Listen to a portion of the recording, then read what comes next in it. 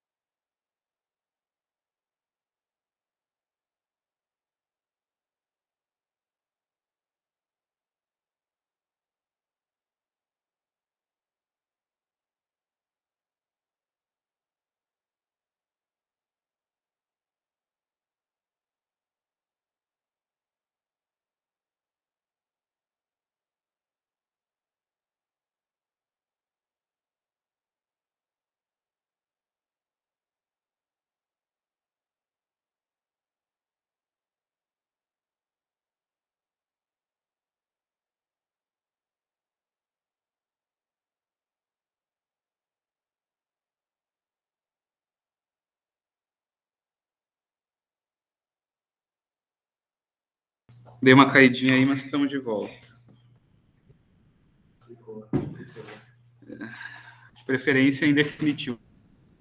Então, pessoal, como eu estava falando, o prazo médio de cobrança aqui é o tempo que a empresa leva para receber as vendas realizadas a prazo. Quanto menor, a dificuldade nesse caso é descobrir o total de vendas anuais da empresa. Prosseguindo aqui, cadê a apresentação?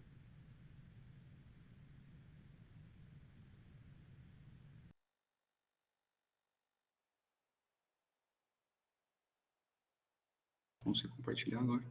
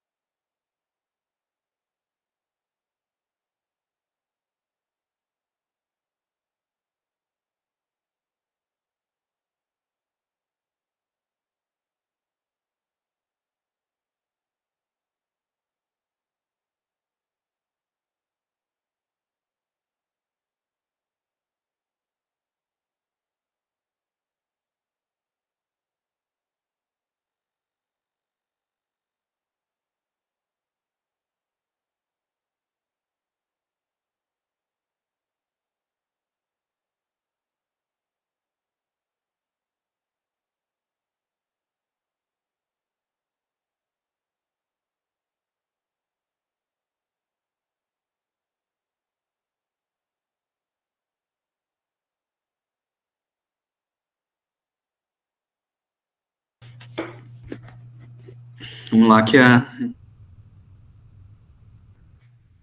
mas vai dar tudo certo. Já mandei eu já botei os slides aqui, mas não tá indo. Agora sumiu o botão, inclusive.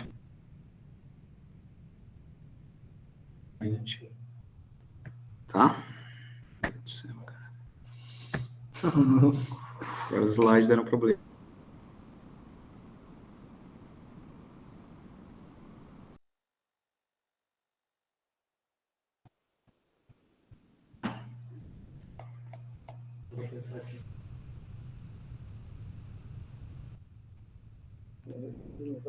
Aí, voltou.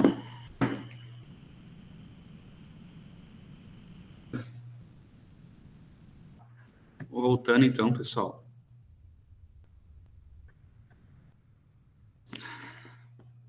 De novo.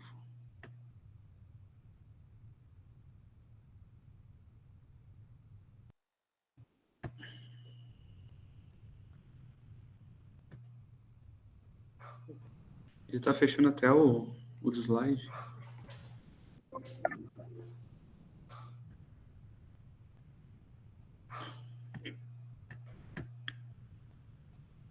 Tá.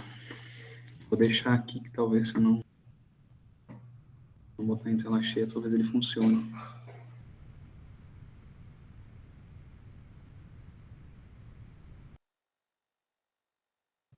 Outra métrica que a gente faz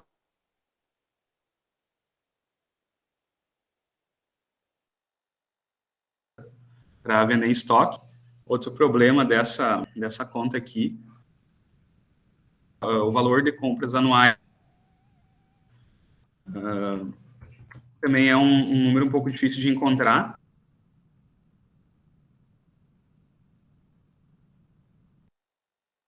Tem isso aqui indicado, as empresas grandes da Bolsa, elas não são obrigadas a divulgar essas informações. Uma utiliza é dos estoques, quanto tempo ela vende o estoque que ela compra. Se tiver, multiplica por 360. Se a gente não tiver, a gente usa o custo da mercadoria vendida como denominador e multiplica também por 360. O giro de estoque,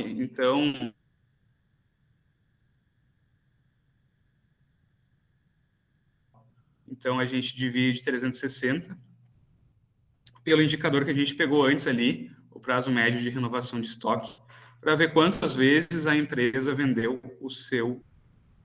o ano. Média liquidez dos estoques e quanto maior for o giro, maior a rentabilidade da empresa. Como eu disse antes, vender o seu estoque parado melhor, quer dizer que ela está fazendo uma dos produtos que ela compra e vende. E do OPEX, aqui é bem interessante esse dado.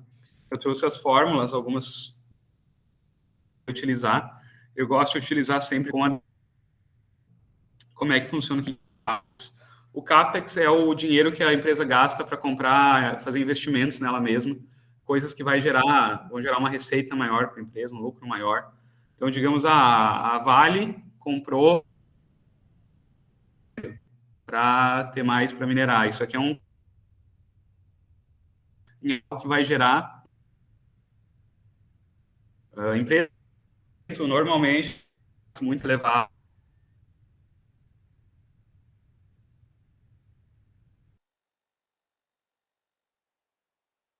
a menos que elas sejam empresas de tecnologia, não precisam para ver quem é que está investindo mais no negócio, quem é que está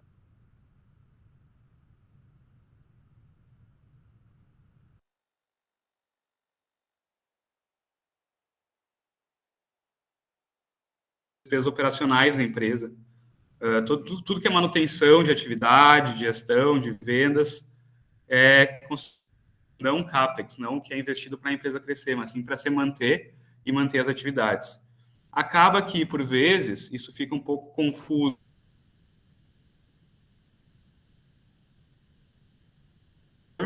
Será que isso aqui é um CAPEX? Será que isso aqui é um OPEX?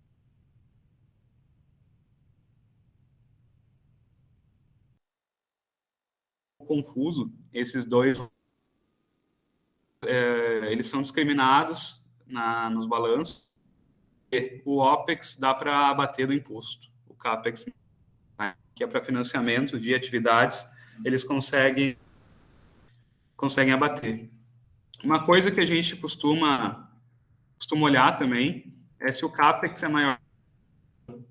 Porque se o CAPEX for igual à depreciação, a empresa simplesmente está repondo os computadores, os automóveis,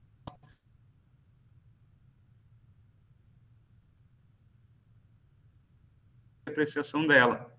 Se for menor, a empresa não está nem repondo a depreciação dela, provavelmente está com algum problema, ou talvez não vale a pena, mas a empresa provavelmente não vai crescer se ela tem a sua depreciação. Endividamento e a estrutura da dívida, e também um dos indicadores de rentabilidade que eu trouxe para vocês no caminho do holder. Então, pessoal, eles são aqueles que relacionam a composição de capitais próprios de terceiro, e nível de imobilização dos recursos e busca a relação das estruturas. Tá? Por que é importante a gente entender de onde que vem a dívida da empresa? Para saber se ela é financiada, se é um empréstimo, se é porque a empresa captou recursos de capitais, de venda de ações. E também a gente vai precisar depois, quando a gente for fazer o valuation, a gente vai fazer o que a gente chama de WACC.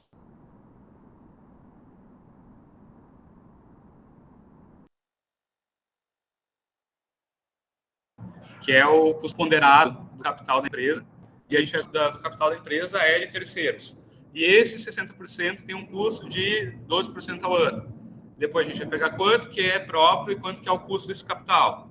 Agora eu vou perguntar para vocês, qual capital vocês acham que é mais caro? É o de terceiros ou é o próprio?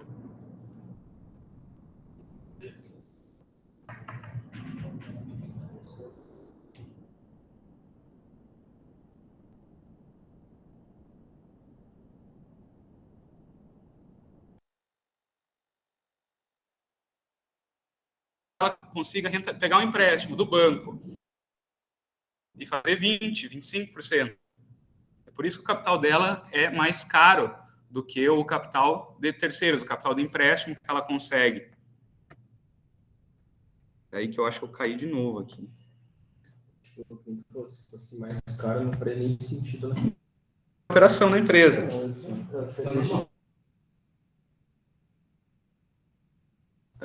É a mesma coisa que a gente cita.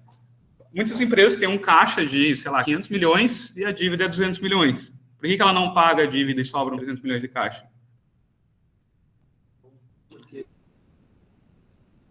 Porque ela investir em alguma coisa que vai gerar muito mais. Ela gera, com esse dinheiro, ela gera mais do que ela economizaria pagando a dívida. É por isso que faz sentido para as empresas.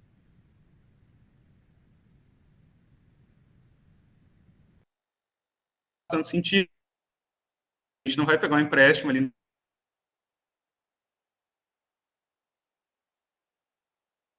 no crédito. Uma debenture, sei lá, paga ali 10% ao ano.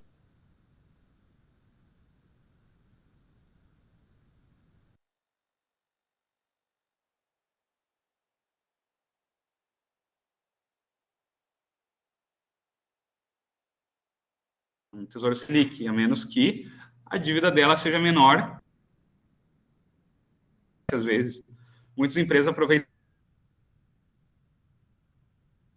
empréstimo, muito recurso, porque era um momento que a dívida está tem 20% de margem líquida. Tá? Quando ela tem que pegar um empréstimo a 12%, sobra 8%. Está bem mais comprimido do que se ela captar um empréstimo quando a taxa de juros está 2%. Baixa, ela propicia o crescimento das empresas, que as empresas cresçam, se desenvolvam, captem recursos, contratem. porque fica muito mais barato e muito menos captar dívida e investir nos seus negócios. Se tu tem um negócio ali que gera é difícil pegar um empréstimo de 12%. Não faz tanto sentido, fica muito arriscado. Tua margem de erro é muito menor. Giro operacional da empresa, né? Se ela vai pegar um capital de terceiro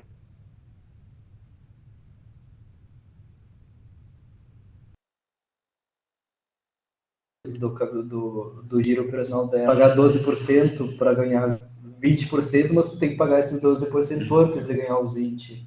Né? Então... isso aí é gestão de caixa. Tem que ter esse controle. E a gente vai ver isso aí também mais a fundo.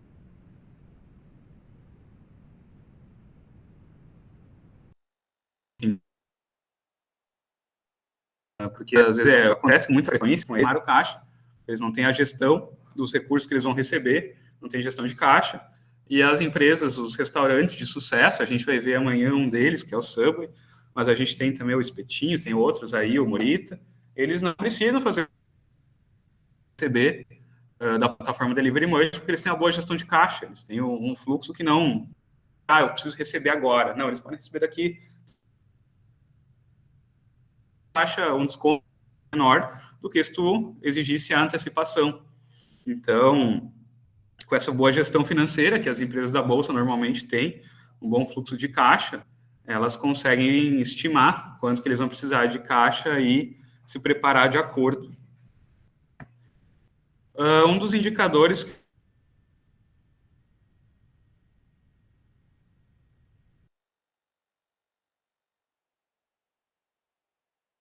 eu quis trazer para vocês antes dos impostos. Qual que é a diferença aqui? Tá? É para ver se o capital de terceiro está contribuindo para gerar retorno ou não. Tá? Então, se esse resultado aqui for igual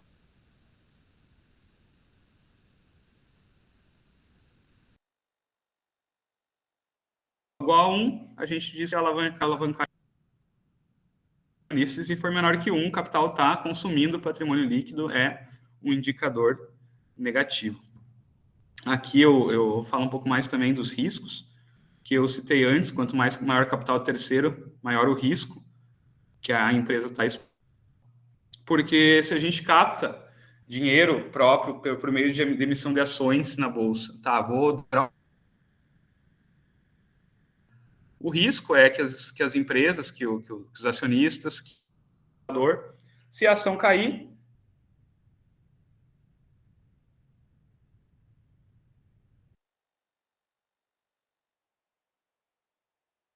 realmente não sociedades anônimas, mas pode até entrar no CPF do indivíduo, pode ir atrás dos bens da pessoa. Então, é um risco muito maior ter capital de terceiros dentro da nossa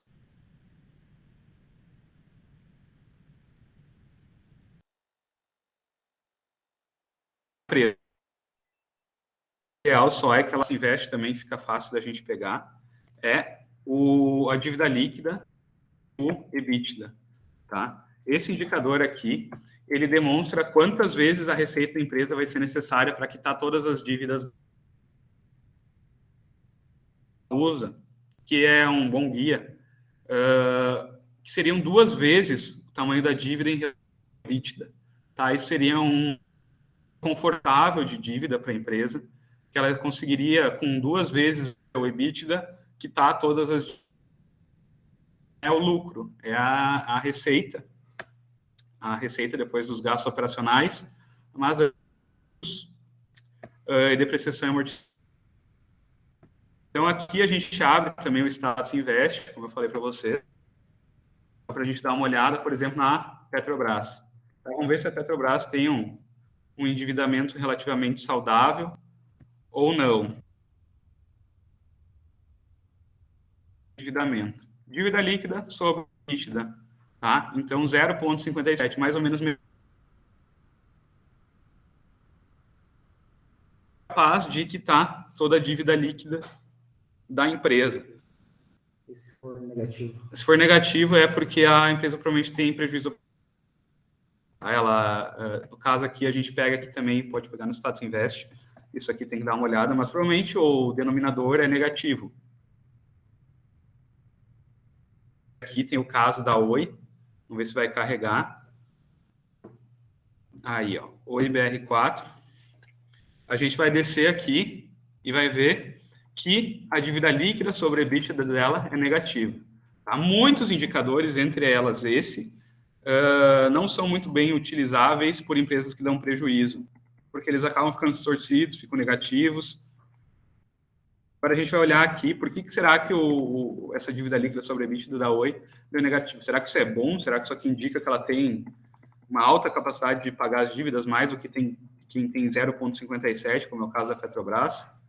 Então a gente vai aqui, ó, DRE, resultado da Oi. A gente vê aqui, ó, que ela teve uma receita líquida de 10 bilhões, de 10 bilhões 485 milhões, os custos dela foram 10 bilhões 683 milhões, tá?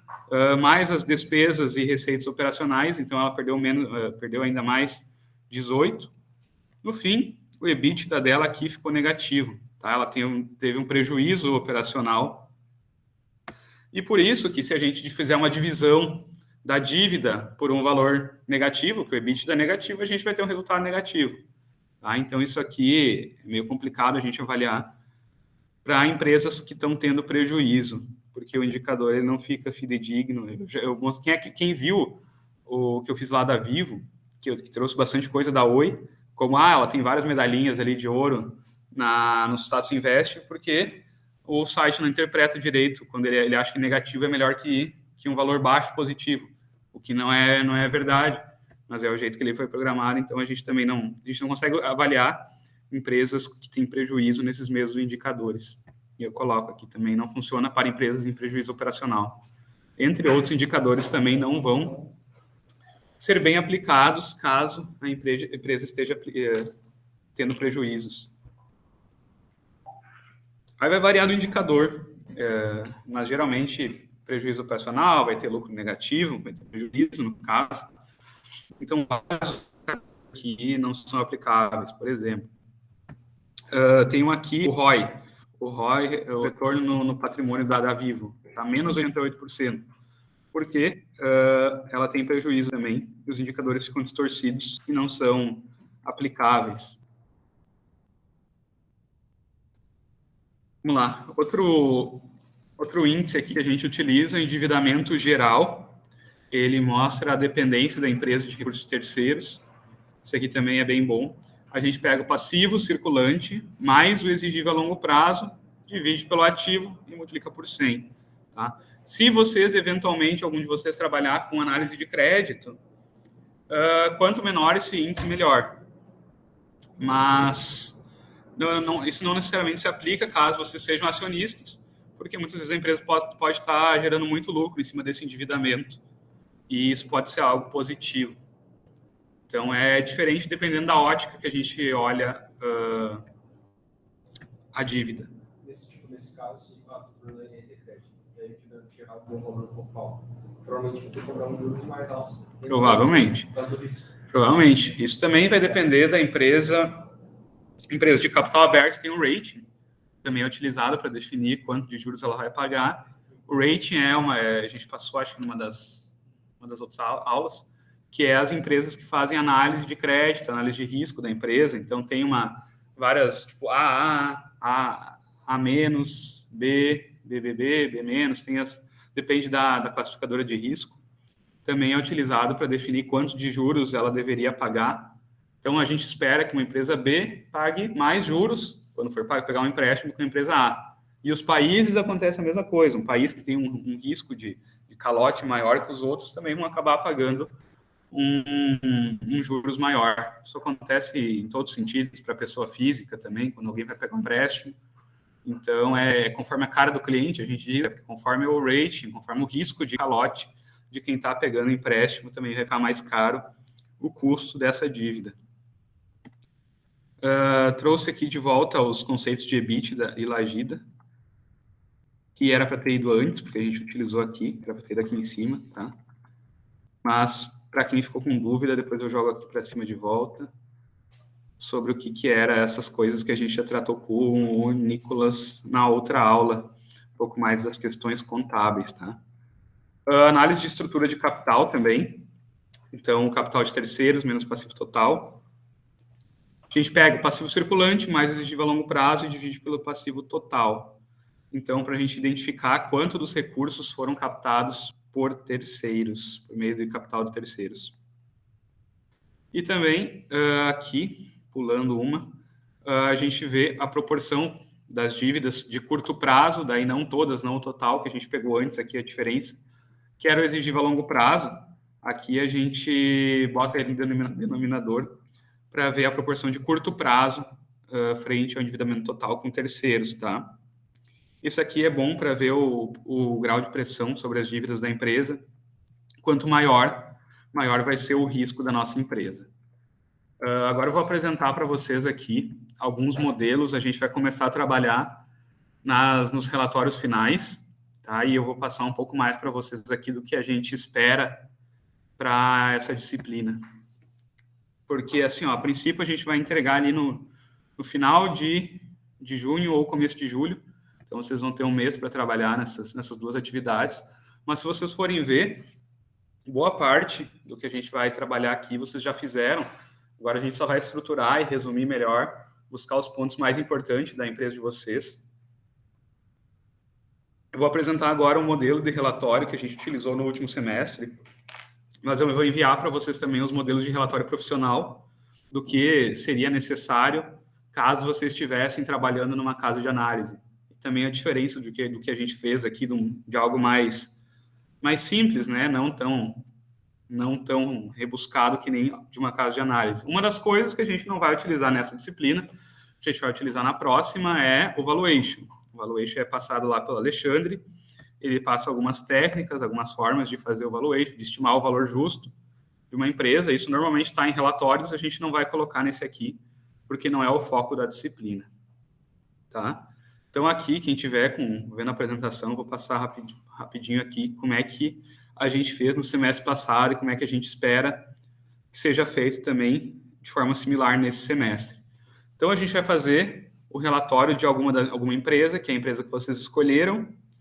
Então, primeiro ponto aqui, que esse aqui é do Nicolas, ele trouxe um pouco da história, ele fez sobre a Magazine Luiza. Então, aqui, vocês podem ver que o documento ele é separado ao meio, normalmente, os relatórios são separados ao meio. Algo que eles gostam bastante de trazer são gráficos, tá? Gráficos é algo bem interessante. Falar um pouco mais do setor, do segmento. Vocês lembram da primeira aula que a gente trouxe um pouco mais de avaliação do setor, onde a empresa está inserida, como é que isso funciona. Um pouco mais da análise qualitativa, como é que o Nicolas trouxe aqui, fez análise SWOT, forças, fraquezas, que são as coisas internas da empresa, oportunidades e ameaças, que são coisas de mercado, coisas externas que a empresa não controla. Análise vertical e horizontal, a gente passou um pouco rápido, por conta daquela aula do sábado, que era bem corrida, mas se vocês quiserem eu trago melhor para vocês também como é que funciona. Análise horizontal, então a gente vai pegar um período e comparar com o outro, então digamos, 2021 da Magazine Luiza, receita, comparação com 2022 da Magazine Luiza. Será que isso aqui cresceu? Quantos por cento? Ou caiu? Quantos por cento? E análise, essa é horizontal, tá? E a vertical a gente vai pegar, por exemplo, do lucro. Quantos por cento é custo operacional, tá? Então a gente vai pegar de cima a baixo, vai ver quantos por cento uma das contas é em relação ao total. O que mais ele trouxe aqui? Trouxe um pouco mais dos indicadores. Indicadores a gente trouxe bastante para vocês. Tem indicador de preço, indicador de endividamento, as margens também. Posso trazer um pouco mais para vocês aqui. O cenário macroeconômico e como ele afeta a empresa. Como eu citei para vocês, aqui a gente está falando do Magazine Luiza. Como é que a inflação e a taxa de juros afetam essa empresa? Podemos trazer um pouco mais de política, como é que as ações do governo podem beneficiar ou ameaçar esse setor. Estou falando, digamos, da construção civil, estou falando ali vamos ver aqui, da Exetec. Como é que uma política do governo de Minha Casa Minha Vida vai afetar a EZTEC? Como é que essa política vai afetar outras empresas? É importante a gente identificar, por exemplo, a EZTEC ela trabalha mais com imóvel de alto padrão. Então, provavelmente, essa política do governo não vai influenciar a EZTEC como vai influenciar uma incorporadora, uma empresa de construção civil que trabalha com imóveis populares. Então, isso afeta as empresas de formas diferentes, conforme o público-alvo delas. Trouxe também um pouco aqui de governança corporativa. Então, quem é o CEO, como é que está sendo feito, se a empresa tem escândalo, não tem, traz também um pouco desse panorama da empresa. Tá? E, por fim, ele trouxe um pouco mais da contabilidade, um pouco trouxe análise vertical horizontal aqui, análise de fluxo de caixa. Isso aqui eu não acho que seja necessário. Tá? Assim, o que pode trazer dentro dessa análise, não preciso trazer toda. Quais são os destaques da análise vertical horizontal? A receita da empresa de um ano para o outro cresceu 80%. Isso é bastante coisa. Então, isso é um destaque que tu pode trazer. Houve um acréscimo na receita de 80%. Isso é interessante. Não preciso trazer a tabela inteira. Tá? Normalmente, os relatórios de casos de análise, eles ficam em uma página, porque muitas páginas ninguém lê. Então, realmente é para avaliar também o poder de síntese, de condensar as informações mais relevantes de uma empresa em apenas uma página, tá? Porque dificilmente alguém vai ler um relatório de 10, 15, 20 páginas sobre uma única empresa. Agora, essa é uma das partes da nossa avaliação final. A segunda parte, vocês vão fazer uma apresentação também sobre a empresa, similar às apresentações que constam no central de resultados das empresas que eu passei para vocês na última aula, tá? Então, essa apresentação daí a gente vai fazer um dia aí, vai trazer todo mundo suas apresentações. Vamos ver ainda a duração, mas é para ser similar a essa. Também vocês trazendo os pontos fortes, pontos fracos, por que a gente deveria investir nessa empresa. A apresentação, ela é um pouco mais marketing, um pouco mais visual, trazer um pouco de SG, trazer o que a empresa está fazendo, em que frentes ela está crescendo, por que isso é importante, enquanto o relatório, ele é um pouco mais focado nos dados, aqui a gente traz um pouco da história também, mas ele é um pouco mais sóbrio, um pouco mais realista do que a apresentação. A apresentação, vocês têm que vender a empresa para a gente, botar um pouco dos pontos positivos, botar como essa empresa é verde, como essa empresa é bonita, que eu deveria comprar. Vocês acabam se colocando um pouco mais no papel de gestão, de relacionamento de investidores da empresa e não no papel de analistas, tá? Então, tem um viés um pouco diferente de como vocês vão olhar para a empresa, de como vocês vão apresentar ela para a gente. E, por fim, que não consta aqui na apresentação, queria falar um pouquinho da margem também, que é bem interessante a gente trazer. Esse indicador, ele me traz bastante do risco da empresa. Ele não é sobre isso, mas ele me fala também do risco da empresa. Uma empresa, por exemplo, vamos pegar aqui que a gente estava falando, Magazine Luiza. O que vocês acham? Vocês acham que ela tem uma...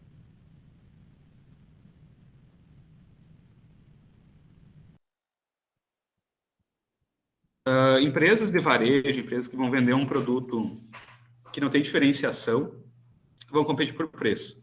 Não tem muito o que fazer, eu vou vender a TV da Samsung igual a Ponto Frio, igual a Quero, igual a Becker, todo mundo vai vender a mesma TV de 42 polegadas, Samsung, que faz exatamente as mesmas coisas. O diferencial dessas duas empresas é o preço. As pessoas não quero a TV da Samsung que eu comprei na Magazine Luiza. Não, cara, quero a TV mais barata da Samsung. Então, essas empresas vão ter uma margem muito baixa. Isso é um risco grande para a empresa, porque se alguma coisa der errado, a empresa vai parar no prejuízo. Tá? Os grandes investidores geralmente têm bastante receio de varejistas, de empresas de margem baixa, porque elas têm um risco embutido muito alto. E a margem a gente consegue encontrar aqui também. Status Invest, tá? Vamos ver aqui onde é que está. Esse indicador está aqui. É um indicador de rentabilidade. Quanto a empresa consegue transformar as suas receitas em lucro. Tá? É basicamente isso que significa a margem. Se ela estiver negativa, é porque a empresa está dando prejuízo. Também é importante a gente comparar um pouco da margem bruta com a margem líquida. Margem bruta, a gente vai pegar aqui, ó, a gente bota aqui também na interrogação, a gente consegue ver exatamente o que é. A gente vai pegar o lucro bruto, dividir pela receita líquida. Então, a margem é 52%, mas líquido, que é o lucro líquido pela receita líquida, sobra 28%. Então, tem bastante custo operacional aqui no meio, bastante coisa que a empresa tem que pagar até que sobre o dinheiro bruto, o dinheiro líquido para ela. Então, vamos pegar aqui, por exemplo, a Raia, que é uma varejista que está tendo, varejista de medicamentos, é uma farmácia, está tendo lucro. Vamos ver como é que é a margem dela. A margem líquida é 3,4%. Então, de tudo que ela vende, sobra 3,4% de lucro. Tá? Então, é uma empresa que vai precisar de muita escala para conseguir gerar um valor razoável, porque sobra muito pouco. Se acontecer algum pepino aqui no meio, a empresa vai dar prejuízo. Subir muitos juros, ela tiver muita dívida, ela vai dar prejuízo. Então, empresas que têm uma margem baixa, a gente precisa prestar ainda mais atenção para a dívida dela, para ver se ela está com sob controle, porque senão, cara, uma alteração de 2%, 3% na taxa de juros pode comprometer toda a operação da empresa. Uma que eu gosto bastante aqui é a Taesa. Vamos ver como é que está a margem dela. A margem líquida da Taesa é 60%. Então, de tudo que ela gera, 60% sobra líquido para ela, sobra limpo. Por que isso acontece com ela e não acontece com uma varejista, por exemplo? Porque o serviço dela é relativamente simples.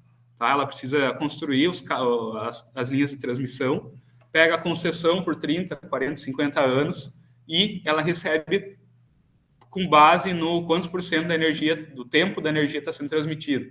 Ela tem que manter a energia elétrica sendo transmitida por mais de 99% do tempo, que ela recebe o valor fixo dela ali. Então, ela tem alguns descontos se ela não conseguir fazer isso.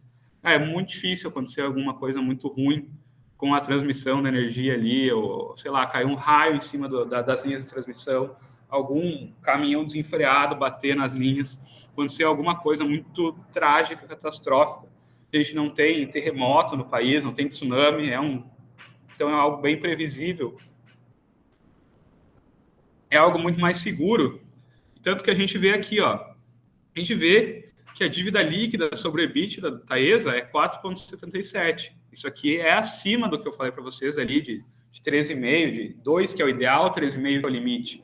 Mas por que a gente tem um certo conforto? Porque é uma empresa previsível, é uma empresa com uma margem muito alta, e a gente sabe que essa dívida aqui, mesmo que os juros subam, a empresa vai continuar tendo uma folga de margem para pagar as suas dívidas, para não se endividar, não cair num prejuízo muito rápido. O risco que teria embutido na Taesa é que ela trabalha com concessões. Se a gente vai ver ali, se a gente for abrir os relatórios da empresa, quais concessões, quando vence, e aí a gente vai saber, se tem uma concessão muito grande dela que vai vencer daqui a 2 anos, tá, ela vai perder uma grande parte da receita, isso pode ser um risco grande para a dívida dela, ela pode ter mais dificuldades, será que ela vai renovar essa concessão? Quais são os percalços? Será que tem concorrentes? Então, a gente olha sobre uma ótica um pouco diferente, e isso a gente começa a entender quando a gente faz aquela análise que eu trouxe para vocês, formulário de referência, ver um pouco da parte qualitativa, o que essa empresa negocia, quais são os riscos dela. Cada empresa vai ter um risco diferente da outra, e quando a gente faz análise fundamentalista, quando a gente começa a entender um pouco mais das ações, a gente tem que entender um pouco de tudo. A gente tem que entender um pouco de agronegócio, se quiser investir nas SLC, tem que entender um pouco de energia elétrica, tem que entender que se o gerador de energia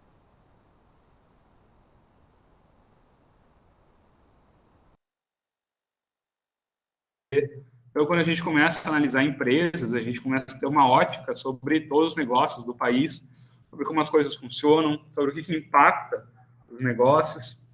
Mesmo que eu falei lá, não lembro quem estava trabalhando com a Klabin, a gente começa a entender que o problema que afeta as varejistas online afeta a Klabin, que vende caixa de papelão. Ela vai vender menos produtos online, vai vender menos caixa de papelão. Então, as coisas estão ligadas, assim, a gente começa a ter uma ótica sobre a economia, sobre as empresas do país, totalmente diferente quando a gente começa a estudar para as empresas. Até porque, quando a gente faz uma carteira diversificada de ações, a gente vai buscar setores diferentes. Eu não posso dizer que uma carteira diversificada é ter 5 bancos diferentes. Eu tenho que ter segmentos diferentes, porque senão eu estou totalmente exposto ao risco bancário, algum risco regulatório, como o governo mesmo tentou fazer agora há pouco, que era limitar os juros do cheque especial. Então, aí todos os meus bancos sofreriam se eles conseguissem impor essa limitação nos juros, que não foi possível, porque os bancos simplesmente se recusaram a vender. Tá, não vou mais vender esse produto, porque não faz sentido. Mas, numa carteira diversificada, eu vou ter ações de segmentos diferentes, não correlacionadas. Isso a gente vai ver também com o Alexandre, em relação a outra, e também e o risco, que é o beta. Tá? A princípio, hoje seria isso, e essa introdução sobre os 2 trabalhos que a gente vai ter, que é a apresentação e o relatório. Dúvidas? Oi? Tem alguma data específica? Vou colocar para começo de julho. Eu não sei ainda a data. Se possível, depois das provas de vocês aí. Eu estava querendo ver, porque demora um pouco de tempo. Sim. Vocês têm um mês, assim. Já vai ter acabado as provas aí. Mas isso. Seus exames.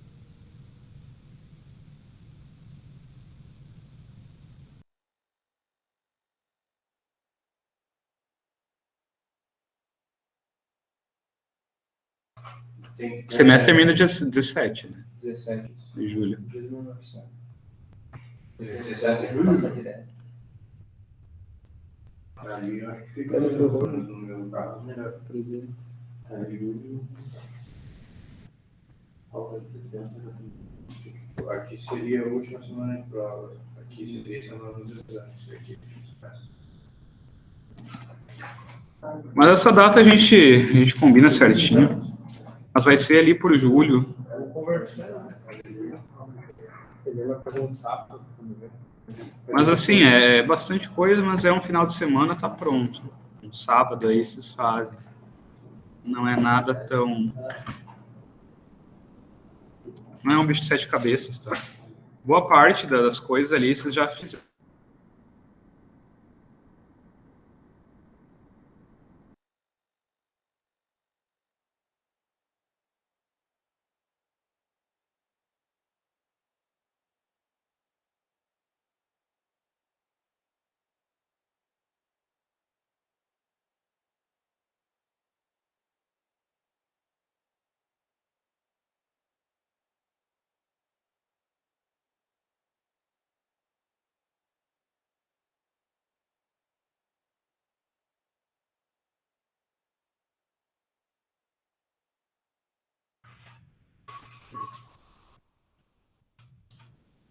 Como o professor está.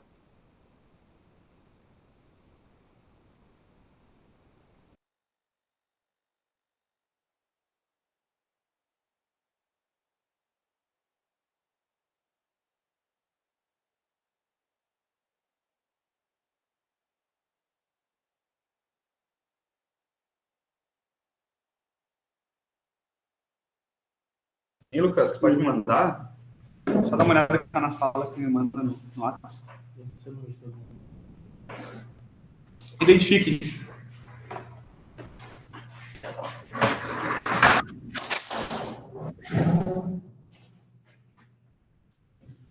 Pessoal, eu caí aqui, tá? Eu não sei, mas a aula está encerrada, não havendo mais dúvidas. Matheus. O pessoal do online aí eu já peguei as presenças, tá? Tudo certo.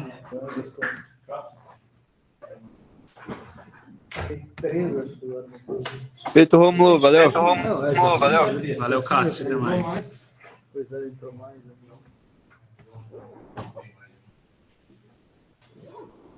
Não, o João todo acho que não tem hoje, né? Não, tem mais um jogo. Ah, tem. Sim, o João eu já ouvi. Feito, Rômulo, valeu. Valeu, até mais.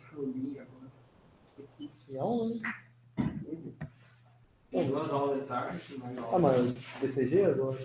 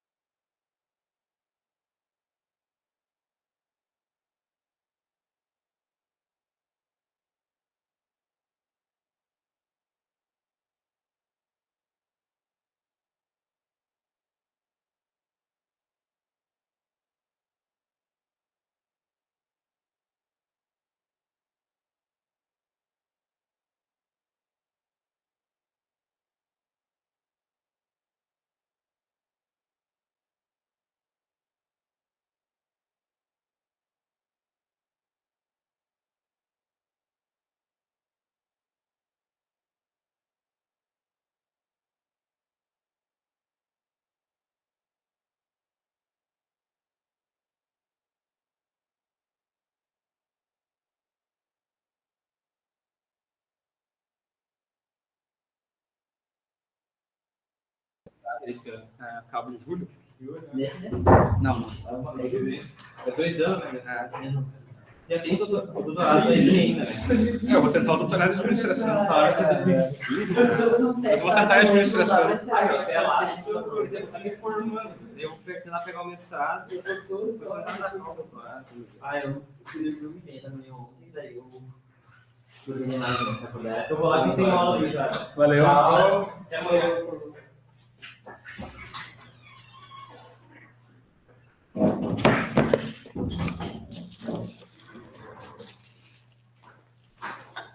Sobrou um, caneco.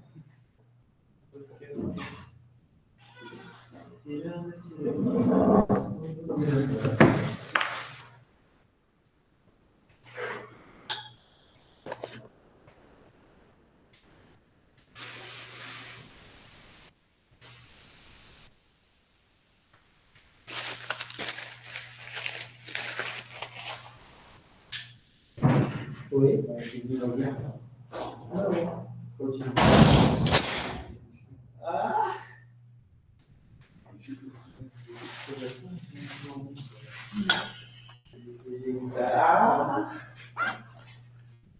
Eu falar, tu conseguiu falar com o.